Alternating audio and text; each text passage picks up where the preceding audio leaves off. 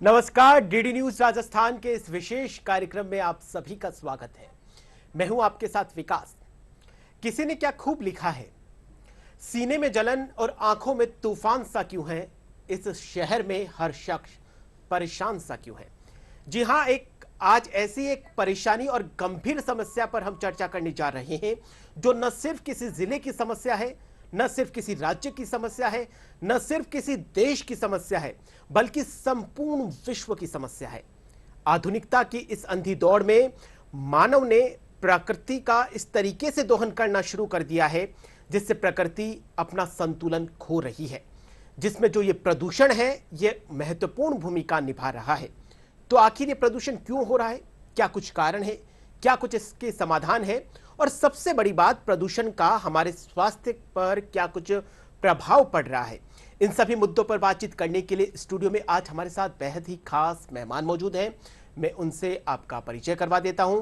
हमारे साथ प्रकाश चंद्र शर्मा जी हैं। आप वरिष्ठ पत्रकार हैं और आपको अमृता देवी विश्नोई स्मृति पुरस्कार से राज्य स्तर पर सम्मानित किया जा चुका है।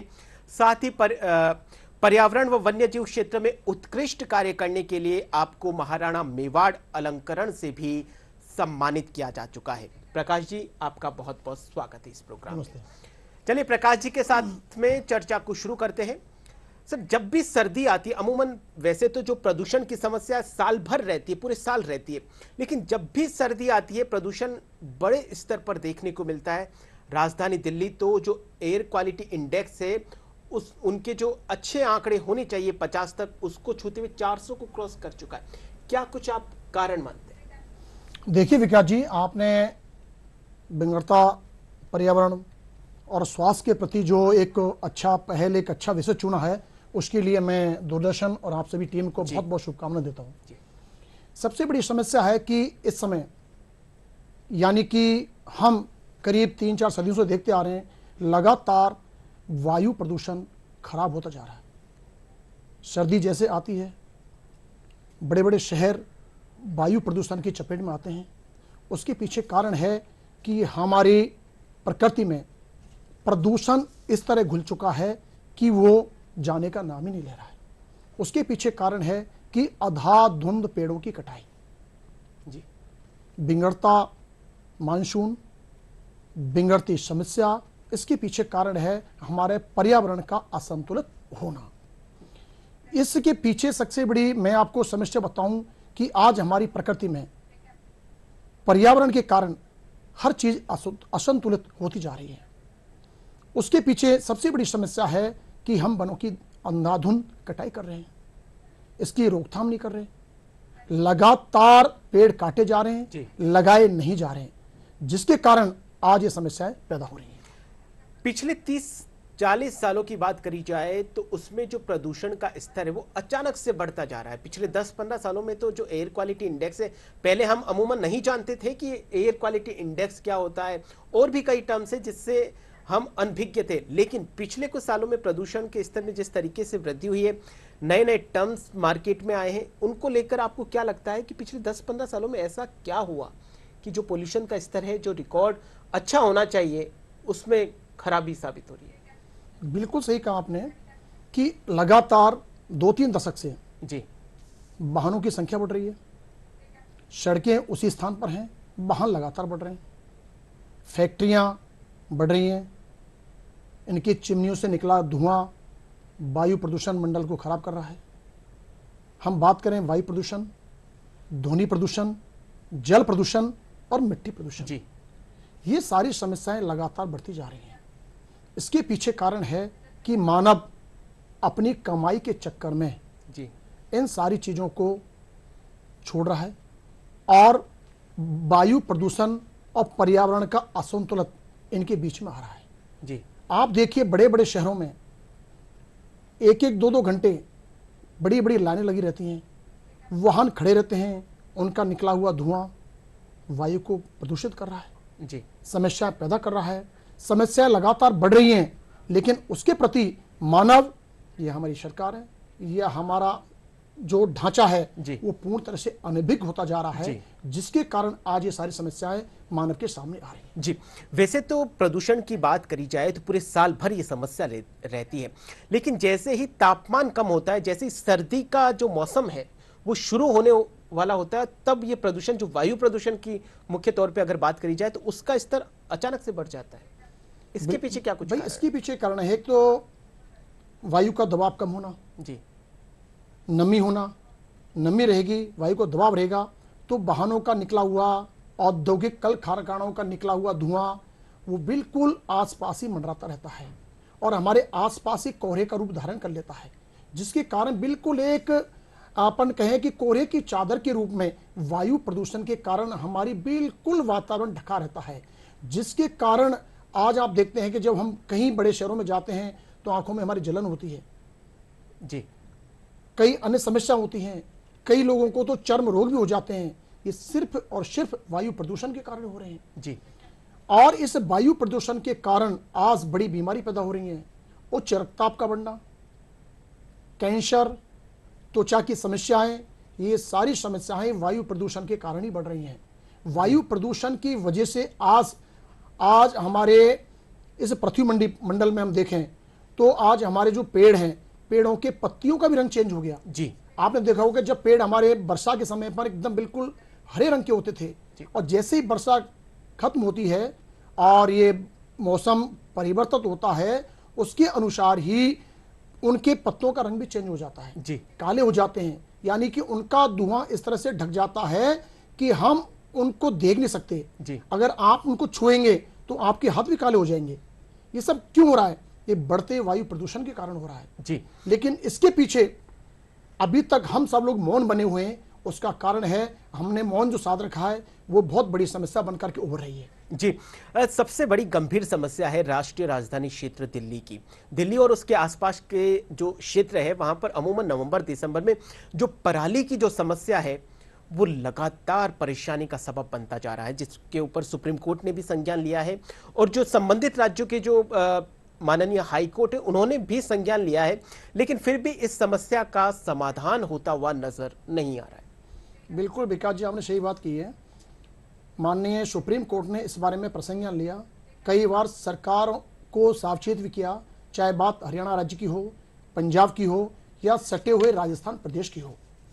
पराली जो जलाते हैं उसका जो प्रदूषण होता है वो आसमान में जाता है और बिल्कुल आसमान में एक परत की तरह काम करता है, और इस तरह से वायु प्रदूषित होता है कि आदमी को चलना तो दूभर, सांस लेने में भी दिक्कत आती है। जी। इस बारे में कई विशेषज्ञों ने, चाहे वो मौसम विभाग के हो, चिकित्सा विभाग के हो, या फिर हमारे कई जो अच्छे प्रोफेसर हैं कृषि विभाग अनुसंधान के, उन लोगों ने चेतावनी दी है कि इन पर अगर शीघ्र रोकथाम नहीं लगाई तो आने वाले समय में यह समस्या और विकराल रूप धारण कर लेगी। जी। लेकिन बात उभर की फिर यही आती है कि आखिर किसानों के द्वारा पराली खेतों में जलाई जाती है, इसके बारे में क्या रोकथाम होनी चाहिए? अभी तक इस पर राज्य सरकार कोई निर्णय नहीं ले पाई है। क्या पराली का उपयोग किसी अन्य चीज में काम में लिया जा सकता है या नहीं लिया जा सकता है? या तो खाद के रूप में ले सकते हैं जी। या फिर अन्य किसी के रूप में ले सकते हैं। इस पर अभी तक कोई भी ठोस इसके कारण नहीं ढूंढ पाए, और सरकारों को चेतावनी मिलने के बावजूद भी ये सारी समस्या आ रही हैं। किसान हर बार जब मौसम में परिवर्तित होता है या उनकी फसल कटती है तो खेतों में इकट्ठी होती है, ये बिल्कुल वाजिब बात है। तो अगर दूसरी फसल उनको तैयार करनी है तो पराली को जलाना होगा, जलाएंगे तब जाकर के खेत खलिहान खाली होंगे, तब उनकी बुवाई होगी।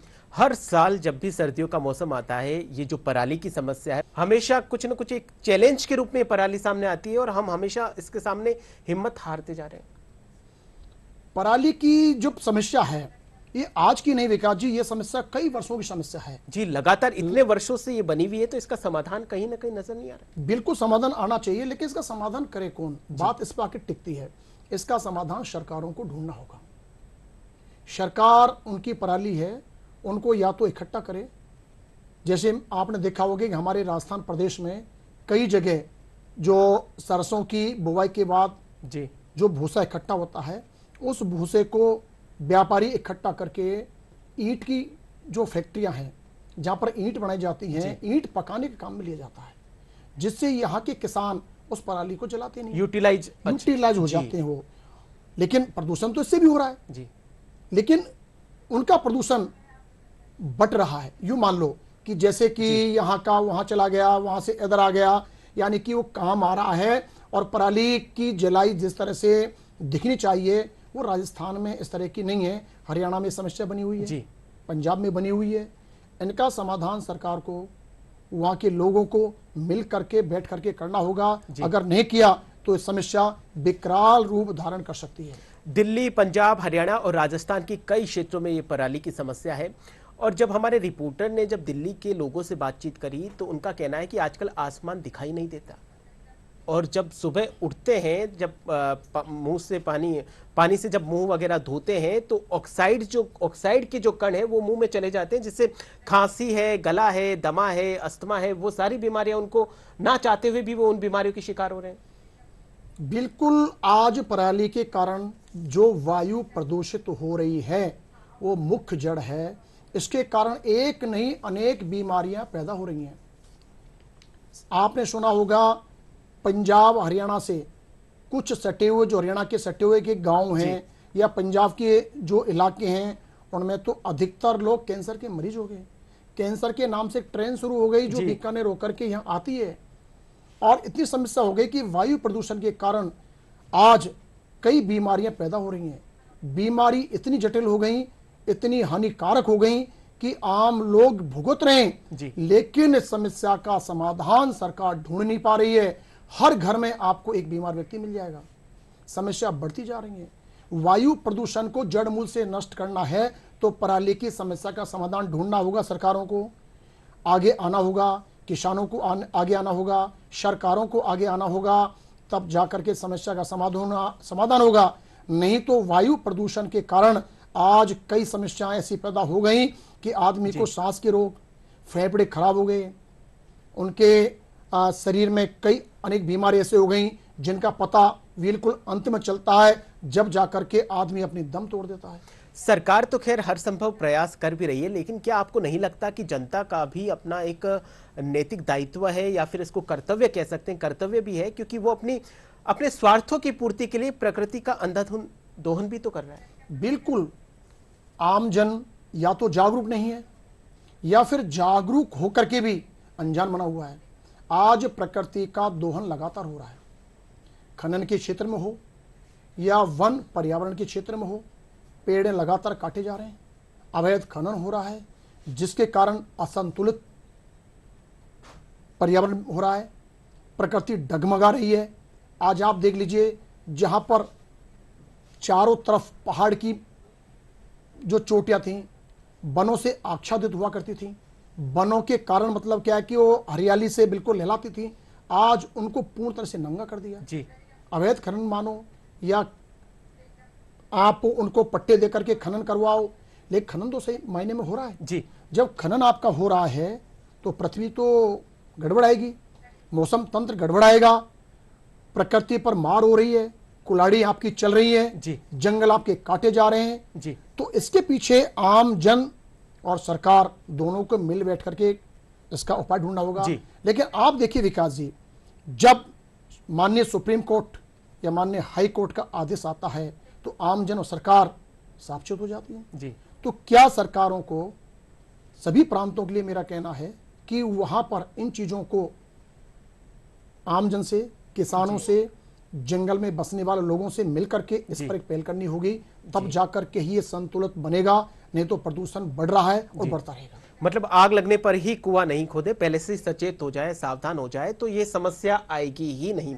कुछ देर पहले आपने जिक्र किया था कि जो मृदा प्रदूषण है उसका जिक्र किया था, तो वाकई में कई राज्य ऐसे हैं जहां पर खेती को समय से पहले परिपक्व करने के लिए अंधाधुंध फर्टिलाइजर का उपयोग किया जा रहा है, जो मानव जीवन के लिए, मानव के स्वास्थ्य के लिए बहुत बड़ा खतरा बनता जा रहा है। और कुछ रिपोर्ट्स में इसको सबसे बड़ा चिंतनीय की श्रेणी में भी लाया गया है। और जो आपने कैंसर का जिक्र किया, जो फर्टिलाइजर्स का सबसे ज्यादा उपयोग अपन ले रहे हैं, अत्यधिक उपयोग ले रहे हैं, वो कहीं ना कहीं कैंसर के गंभीर परिणाम भुगतने की तरफ हमें लेकर जा रहा है। बिल्कुल सही बात की है आपने विकास जी। मैं आपको बता दूं आपको, जी। एक समय था जब किसान खेती करता था तो उस खेती में वो रासायनिक उर्वरक का प्रयोग कम करता था, जी। देशी खाद का ज्यादा करता था।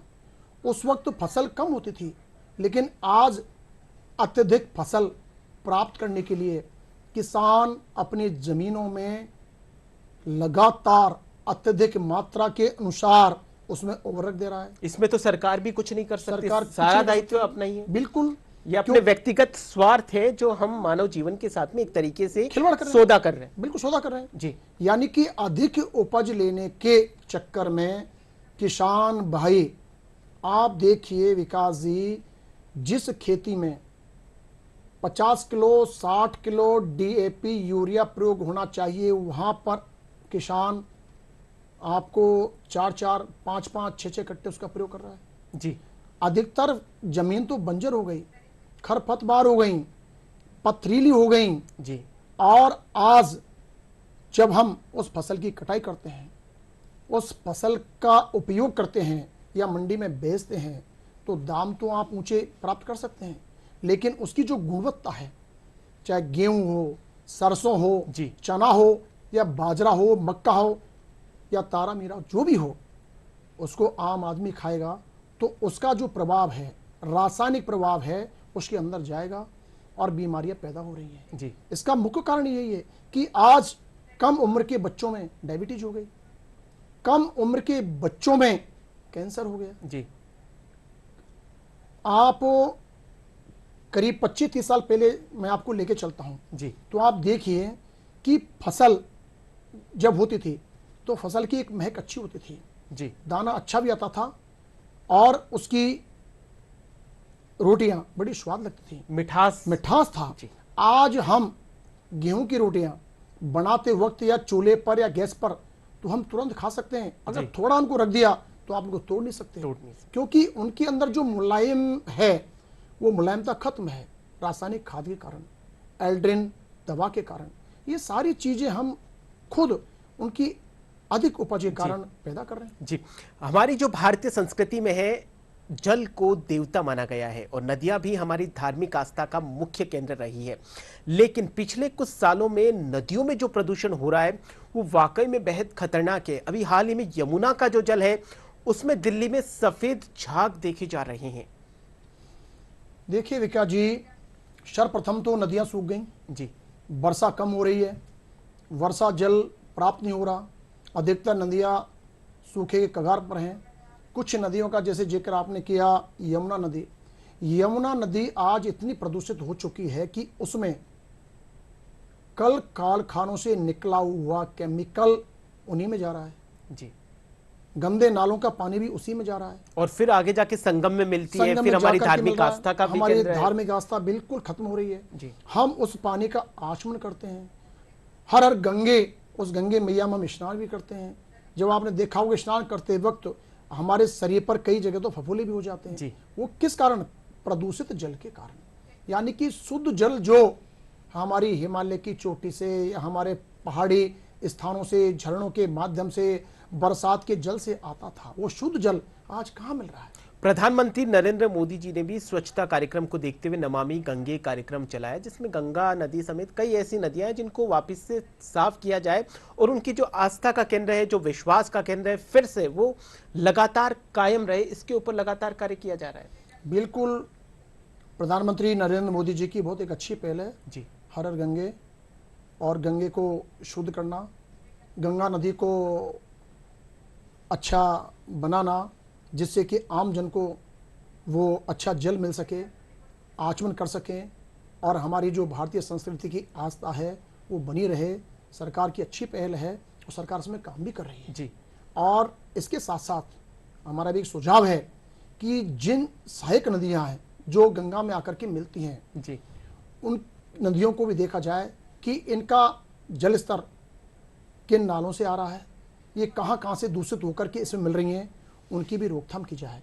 किन किन राज्यों से आकर के गंगा में समाहित हो रही हैं, उन पर भी सरकार पहल करे, निगरानी करे। जी। ये सारी चीज़ें सरकारों को देखनी होंगी, जी। तभी जाकर के हम हमारी गंगा मैया को हम स्वच्छ बनाए रख सकते हैं। और गंगा मैया की जलधारा जैसे पहले बहती थी, ऐसे हर घर गंगे के नाम से बहती रहे। जी, बिल्कुल सही कहा आपने। केंद्र सरकार, प्रधानमंत्री नरेंद्र मोदी के नेतृत्व में केंद्र सरकार लगातार प्रयास कर रही है कि पर्यावरण का संरक्षण किस तरीके से किया जाए। अभी हाल ही में इन्होंने प्रोग्राम चलाया था एक पेड़ मां के नाम, जिसमें प्रधानमंत्री नरेंद्र मोदी ने खुद ने पेड़ लगाकर पूरे देश में कैसे अभियान की शुरुआत करी, एक नई क्रांति लेकर आए।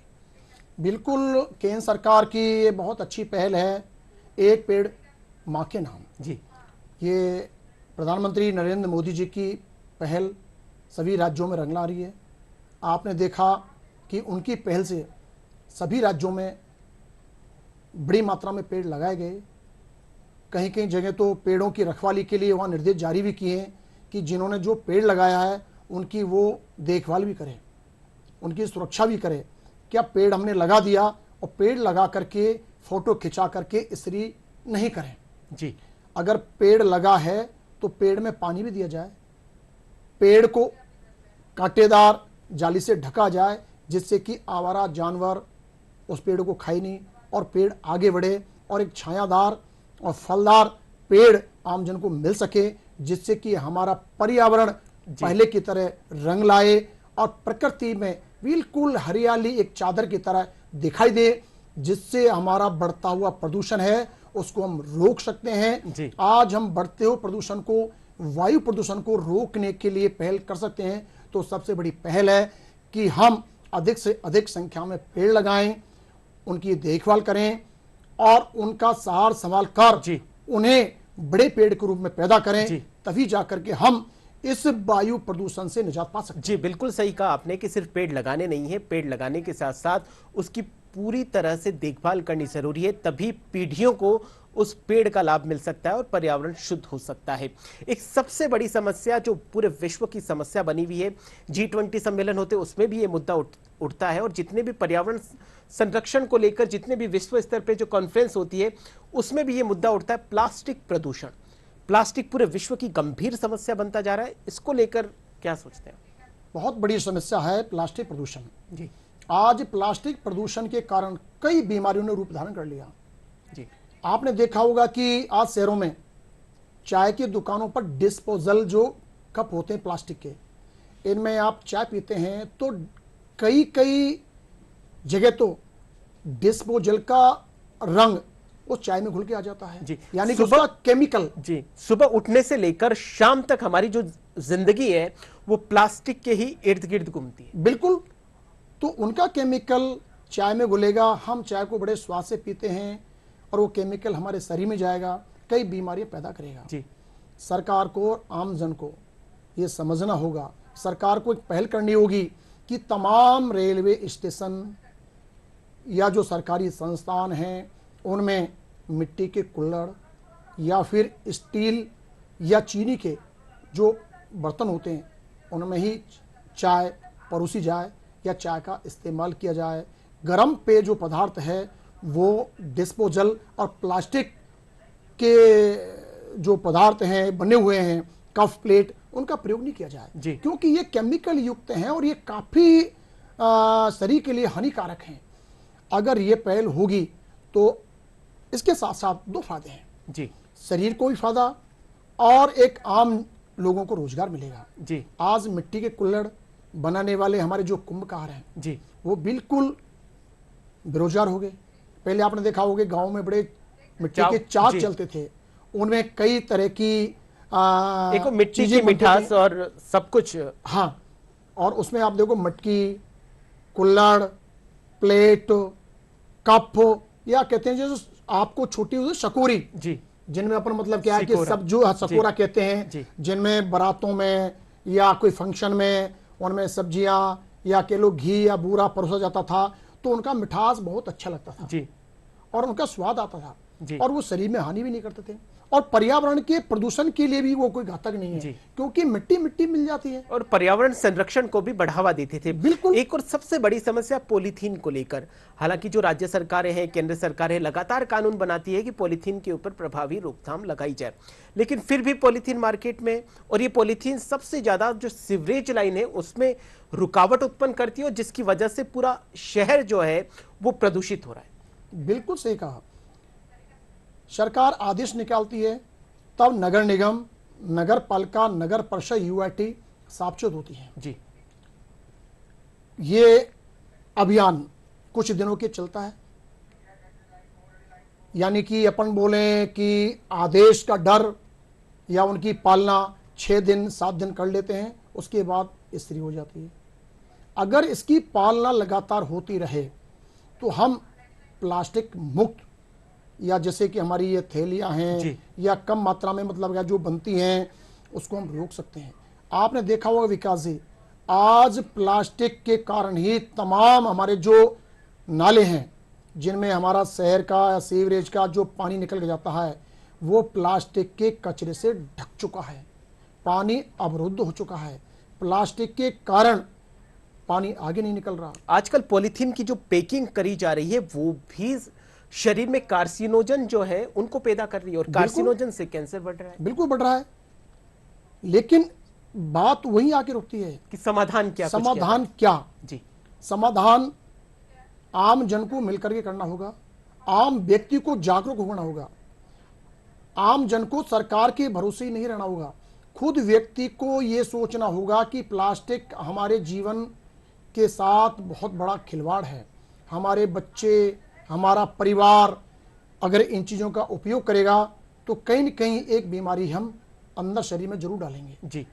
खुद व्यक्ति समझेगा तभी जाकर के इस पर रोकथाम होगी, और जब रोकथाम होगी तो निश्चित तौर पर आप देख लीजिए कि बीमारी से दूर रहेंगे। इसका फिर आपके हिसाब से इसका यूनिवर्सल समाधान की बात करें प्रदूषण को लेकर तो क्या कुछ हो सकता है? सरकार को ठोस कदम उठाने होंगे। जी।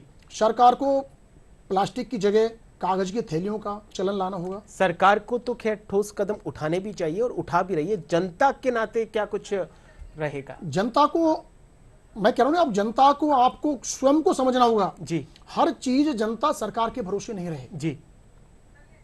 कि हम खुद आज हम किस टेक्नोलॉजी में जी रहे हैं। जी। हर व्यक्ति को पता है कि कौन चीज घातक है और कौन चीज घातक नहीं है। इस चीज के प्रयोग करने से क्या नुकसान है, नुकसान और फायदा हर व्यक्ति जानता है। जी। फिर भी वो अनसमझ है, छोटे से लाभ के लिए बड़ा नुकसान झेलने को तैयार है। जी। लेकिन उसको छोड़ता नहीं है। जी। आज व्यक्ति बाजार जाता है, खाली हाथ जाता है। पहले का व्यक्ति घर से जाता तो कपड़े का थैला हाथ में लेकर के, जूट का थैला हाथ में लेकर के जाता था। जबकि सब कुछ पता है कि क्या कुछ इसके नकारात्मक परिणाम आ सकते हैं, उसके बावजूद हम वही काम करते जा रहे हैं। बिल्कुल कर रहे हैं। तो यानी खिलवाड़ तो हम स्वयं कर रहे हैं। जी। हम स्वयं ये ठान लेंगे कि हमें प्लास्टिक की थैली में सब्जी नहीं लेनी, प्लास्टिक की थैली में दूध नहीं लेना, प्लास्टिक की थैली में हमें कोई मिठाई नहीं लेनी, प्लास्टिक की थैली में हमें और जो भी कुछ परचूने का सामान या खाद्यान्न हमने प्रयोग ही नहीं करना। हम ठान लेंगे तो निश्चित रूप से विकास जी आप देख लीजिए कि हम प्लास्टिक मुक्त भारत बना सकते हैं। और हर एक को घर में पेड़ पौधे भी लगाना बिल्कुल अनिवार्य कर देना चाहिए। क्या लगता है आपको? बिल्कुल करना चाहिए जी।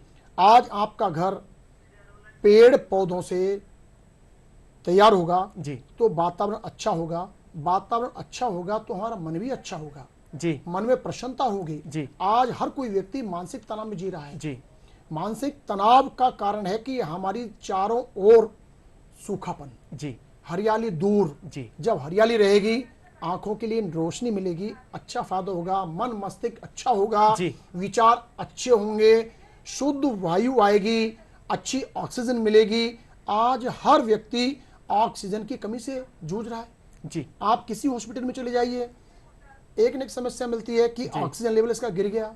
भाई गिरने का कारण है कि हम जिस वातावरण में रह रहे हैं उस वातावरण में ऑक्सीजन तो हमने खत्म कर दी। जी, कुल मिलाकर वातावरण को शुद्ध और स्वस्थ हमें ही बनाना पड़ेगा। सरकार तो खैर काफी कुछ कर ही रही है, जनता का भी अपना एक नैतिक दायित्व है, क्योंकि कहते भी हैं कि पहला सुख निरोगी काया, और इस काया को निरोगी बनाए रखने में तन और मन और अपने आसपास का जो वातावरण है उसका स्वस्थ और स्वच्छ रहना बहुत जरूरी है।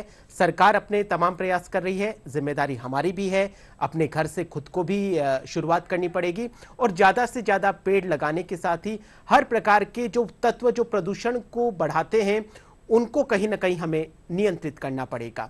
सर, आज आप इस प्रोग्राम में पधारे, आपका बहुत बहुत धन्यवाद, और इतनी सरलता के साथ आपने विचार रखे, आपका बहुत बहुत धन्यवाद। डीडी राजस्थान के आज के इस विशेष कार्यक्रम में फिलहाल के लिए इतना ही। आप देखते रहिए डीडी राजस्थान। नमस्कार।